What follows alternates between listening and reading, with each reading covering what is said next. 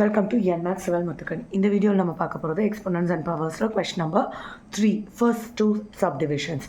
3 power 0. So, we will law anything power 0, 1. So, a power 0, 1 plus 4 power minus 1. Power negative is denominator into 2 power 2. So, இங்கே LCM எடுக்கணும். So, இந்த whole numberக்கு fraction 1 போடுறோம். So, numeratorக்கு LCM எடுத்தால் 1க்கு 4க்கும் denominatorக்கு எடுக்கும்போது 4. So, 1 4 times 4. So, numeratorோடையும் அதே நம்பரை தான் மல்டிபிள் பண்ணணும். 4 1s are 4. numeratorோடையும் அதே நம்பரோட தான் மல்டிபிள் பண்ணணும். So, LCM எடுக்க தெரியும் 4. 5/4 into 4 bracket solve பண்ணிட்டதா வெளியே இருக்க நம்பருக்கு வரணும். இப்போ நியூமரேட்டரும் டினாமினேட்டரும் காமன் டேபிளில் கட் பண்ணலாம். 4 1s are 4 1s are. So மீதி இருக்கிறது 5 into 1 கீழே 1 into 1.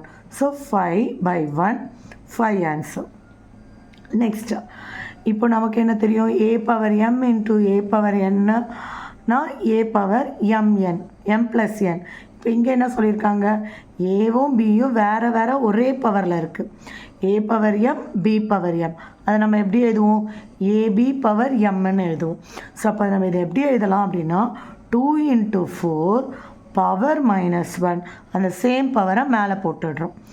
இங்கே டிவிஷனில் இருக்குது 2/2னா என்ன அர்த்தம், 1 divided by 2/2 பவர் 2. நெகட்டிவில் பவர் இருந்துச்சுன்னா டினாமினேட்டரில் இருக்குதுன்னு அர்த்தம். இப்போ 8 power minus 1 divided by 1 divided by 4.